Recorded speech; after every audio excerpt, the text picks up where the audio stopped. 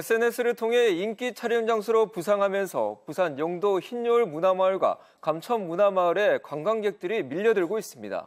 조용하던 동네가 활기를 찾은 것은 반길 일이지만 원주민들은 관광객들로 인해 소음과 쓰레기, 사생활 침해로 몸살을 앓고 있습니다. 지역사회 빅 이슈를 끈질기게 추적하고 분석하겠습니다. 김민욱의 기자 콜롬보. 오늘은 과잉관광, 오버투어리즘에 대해 짚어봅니다. 바다가 한눈에 들어오는 작은 마을, 영도 흰여울 문화마을입니다. 영화 변호인의 촬영지이자 바다를 배경으로 한 좁은 골목길이 인기 사진 촬영 장소로 인기를 끌면서 국내뿐만 아니라 해외 관광객들도 이곳을 찾고 있습니다. SNS로 보고 왔었는데 진짜 사진 찍을 때도 많고 그다음에 해운대 이런 데보다는 또 더 산책로도 있어서 더 산책하기도 더 좋은 것 같아요. I want to visit here because I searched from internet and the pictures are really good and I think I want to come to take photos. Yeah, so I will really try to come here because my friends is really pretty too and the view are good, so we come here. Yeah. 하지만 관광객들이 마냥 반갑지 않은 주민들도 있습니다. 이곳에 50년 넘게 산 58살 김갑숙 씨. 집 앞 골목이 관광객들의 통로가 돼버리면서 생활 공간이 침범당했습니다. 집 앞에 버려진 각종 쓰레기 처리는 당연히 주민들이 처리하는 것이 되어버렸습니다. 구경하러 온다는 건 참 좋은 일인데 우리가 일상생활에서는 너무 불편합니다. 막 쓰레기고 뭐 이런 거는 내가 집에 내가 버린 거는 내가 이렇게 정리를 하고 치우면 되는 이런 데는 나는 아메리카노 그런 거 그 플라스틱 같은 거 막 이래 올려놓고 이러면은 그럼 누가 치울 거요? 내가 밖에 일하는 내가 일하는 그다 치워야 될까 이거.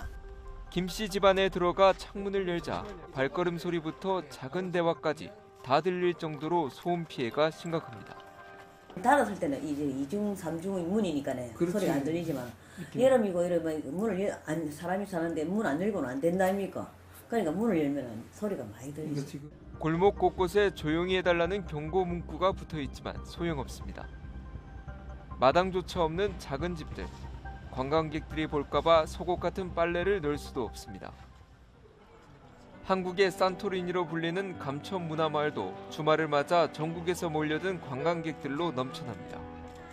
알록달록하고 좀 막 뭐라고 해야 되지? 이뻐요. 아기자기하고 멀리서 보니까 집들이 다 장난감 레고 같이 막 이렇게 되어 있어가지고 이쁜 것 같아요. 이곳에서도 주민들은 너무 많은 관광객들 때문에 몸살을 앓고 있습니다. 관광구역과 주거구역이 명확히 구분돼 있지 않다 보니 길을 잘못 드는 관광객들이 함부로 지나다니면 주민들은 제대로 잠을 잘 수도 없습니다. 안내 지도가 있거든요. 보고 이제 잘못 찾으니까 이쪽으로 왔다가 막 길 못 들면 막 그냥 막 우두두두 튀어다니고 막 그래요. 그래서 어르신들이 지금 괜찮은 사람들이 많거든요. 옆 부근에 연세가 높으신 분들이. 그래 그 양반들 조금 밤에도 잠을 못 자시다가 낮에 좀 잘 나가면 막 뛰어다니고.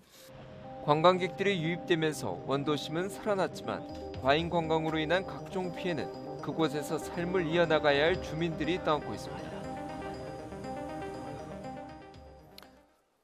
네, 심각하군요. 네, 패널 소개하겠습니다. 최성진 동명대 교수님, 김은태 변호사님, 그리고 오늘 특별히 부산연구원 박경욱 연구위원님 함께하셨습니다. 모두 반갑습니다. 안녕하십니까? 영상 보니까 골목마다 관광객들이 가득 차 있어 보입니다. 도대체 어느 정도 오는 건가요? 예, 저희 취재진이 감천 문화마을에 지난달 24일에 방문을 했는데요. 네. 그때 이제 하루 집계 결과를 보면 이날 12,000명이 다녀갔습니다. 하루 동안에요? 예. 네. 지난해 통계를 보면 감천 문화마을에 한 해 250만 명이 다녀갔거든요. 그래서 하루 평균 7,140명 정도입니다. 네. 그러니까 이제 10,000명이 넘는 건 정말 엄청난 숫자가 되는 거고요. 흰여울 문화마을은 지난 3.1절 연휴 기간의 통계를 한번 살펴보면 네. 하루 평균 무려 3,000명이 넘었다고 하고요. 하루는 3,900명이 넘기도 했다고 합니다. 지난해 흰여울 문화마을에 18만 명이 방문해 하루 평균 500명이 방문한 거니까 이 숫자 또한 정말 놀랄 수치인 것 같습니다. 이렇게 특정 관광지에 지나치게 많은 사람들이 찾아오는 경우를 어떤 식으로 표현을 합니까, 위원님? 네, 보통은 네. 오버 투어리즘이라는 표현을 합니다. 그게 네. 어떤 의미인가요? 그 지나친 관광객이 몰리면서 네네. 그 거주민의 사생활 침해에서부터 그 집가 상승으로 인해서 원주민이 이탈하는 이런 사회적 문제까지 발생하는 것을 그걸- 보통은 오버 투어리즘을 합니다. 위원님께서 직접 저 두 마을에 대해서 조사를 하신 걸로 제가 말씀을 들었는데 어떻습니까? 지금 저 두 마을의 지금 상황은 어떻게 나타나고 있습니까? 어느 정도 사람들이 몰리고 있는 건가요?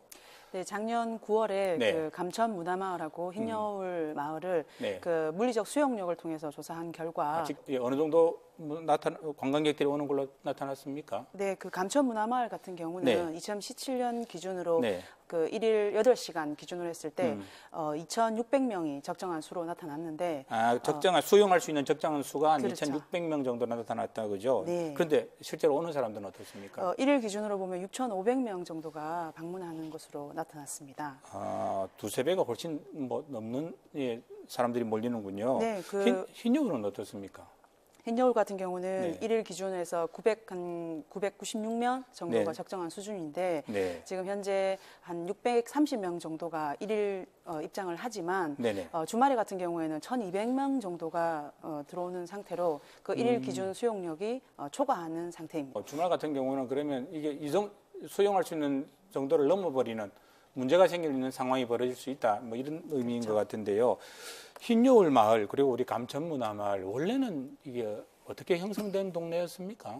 사실 두 곳이 모두 역사적 흔적을 담고 있는 곳입니다. 감천문화마을 같은 경우는 네. 그 1900년대에 그 태극도라는 그 신앙촌으로 시작을 해서 한국 전쟁 당시에 그 피난민들이 그 부산역에 이제 거주지가 부족하다 보니까 이제 뭐 천마산이나 그다음에 옥녀봉 쪽으로 이제 네. 밀려 올라가면서 이제 주거지가 형성된 거죠. 태극도라는 특정 종교를 믿는 신앙인들이 피난을 내려왔다가 그쪽으로 집단 거주지를 형성하게 된 거네요. 그렇죠. 그러면 저기 흰여울길은 어떻게 되는 겁니까? 흰여울도 마찬가지로 그 그렇습니까? 제2송도라고 불렸던 곳입니다. 네. 근데 지금 뭐 한국 그 전쟁 당시에 네. 그 피난민들이 바닷가 쪽으로 이렇게 밀려가면서 이제 이 형성한 주거지죠.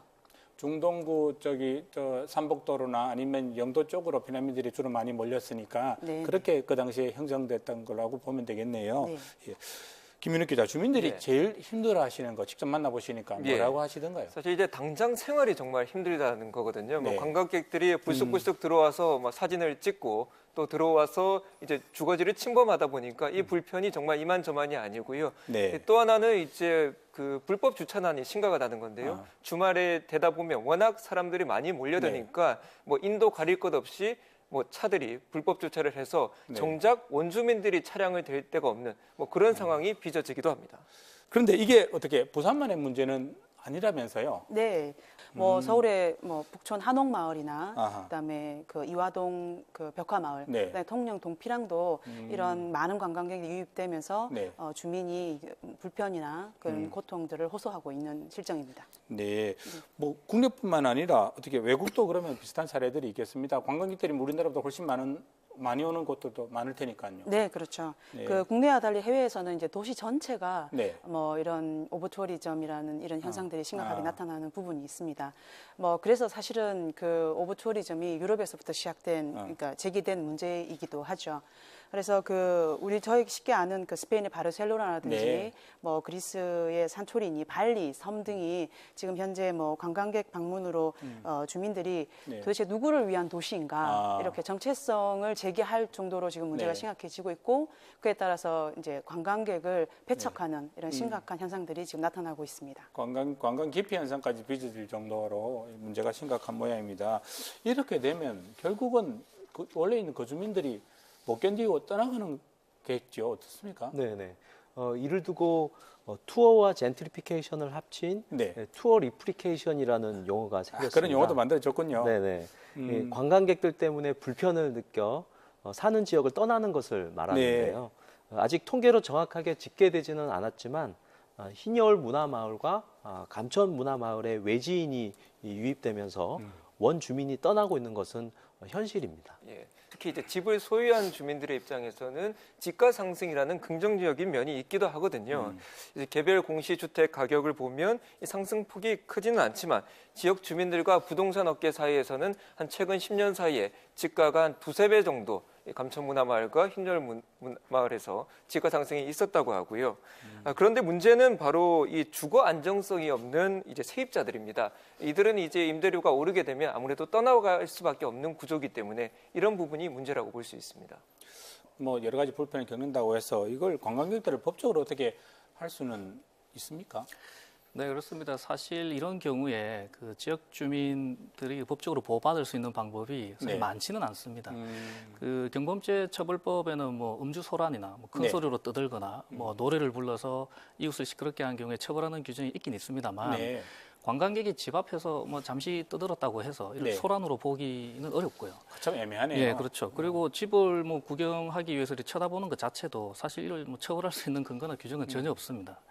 게다가 그 관광객들이 오고 가는 골목길은 도로기 때문에 네. 이 사유지가 아닐 가능성이 매우 높습니다. 그렇기 때문에 뭐 주거 침입이나 사유지 침입의 그런 문제도 발생할 가능성은 거의 없고요. 결국 이런 오버투어리즘의 문제는 어떤 법적인 문제로 법의 영역에서 해결할 문제는 아닌 것 같고 뭐 성숙한 시민 의식이나 또는 제도 완비를 통해서 뭐 해결해야 되지 않을까 싶습니다. 예, 이와 관련해서 제가 이제 부산시에 문의를 해봤더니 부산시는 부산시의회와 함께 대책 마련을 준비하고 있는데요. 부산시의회 고대영 시의원이 이와 관련해 다음 달 중에 부산시 관광진흥 조례 개정안을 발의 중입니다. 이 조례안이 통과되면 이 주민 불편으로 인한 이 피해 사례에 대해 조사위원회가 꾸려져서 대책 마련을 할 수 있고요. 또 특별관리지구로 지정해 관리를 할 수 있게 됩니다. 이렇게 되면 출입 시간을 통제를 할 수 있게 되고 또 환경 미화에 대해서도 인력을 투입할 수 있는 근거가 마련될 수 있습니다. 이런 주민들이 이 불편이 계속 가중되고 있기 때문에 피해조사위원회를 꾸려야 되고 또 특별관리지역으로 지정을 해서 사생활 침해를 좀 막아야 될 것입니다. 그래서 이번 4월에 부산광역시 관광진흥조례를 개정할 예정입니다. 이게 관광이라는 게 우리 지역의 주요한 또 산업의 한 부분이라서 이걸 만할 수는 없을 테고, 그죠? 활성화 시키긴 시켜야겠고, 또 문제는 또 해결해야 되겠고, 이거 어떻게 하는 것이 대안이 있을까요? 사실 관광객과 지역사회를 동시에 만족시키다는 그 이점에서는 네. 많이 고민을 해야 될 부분이기도 합니다. 그래서 우선 단기적으로 관광객이 침묵을 지켜야 하는 이 네. 무금존 설치나 그다음에 스마트폰을 활용을 해서 네. 사람 수를 실시간으로 확인하고 방문자가 이렇게 분산시켜지는 그런 시스템 마련도 한꺼번에 몰리지 않도록. 네, 네. 생각해 볼 수 있을 것 같습니다. 그리고 그 관광지를 예약제를 실시를 해서 관광객이 단순히 사진만 찍고 돌아가는 게 아니라 그곳에서 무엇을 경험하고 갈 것인지를 제시해 주는 것도 사실은 하나의 방법일 수 있습니다. 그리고 중장기적으로는 관광지 내 이 특정 구역을 설정을 해서 숙박이나 식사, 뭐 체험을 그 안에서 할 수 있게끔 조성을 하는 겁니다. 수익 구조를 만들어주는 그렇죠. 거다, 그죠? 네. 그래서 이는 그 관광객이 체류하고 소비하고 그 소비는 그 공동체로 돌아가게 되고 이러한 구조를 만드는 거죠. 그런데 끝으로 그 무엇보다 중요한 것은 이 관광객뿐만 아니라 주민 또한 이 관광이 소통의 하나의 통로로서 생각하는 이런 인식 전환이 좀 먼저 필요할 것 같습니다. 네, 오늘 이야기를 하다 보면 여러 생각들이 참 많이 들고 있습니다. 그 주민들이 살 수 없어서 결국 떠나게 되는 감천문화마을 또 흰여울마을, 주민들이 떠난다는 건 결국은 그들이 오랫동안 쌓아왔던 그 지역의 문화, 역사가 같이 사라진다는 의미가 되겠지요. 지역의 소중한 공간이 퇴색하기 전에 서둘러 우리가 대책 그리고 고민 필요해 보입니다. 지금까지 기자 콜롬보였습니다.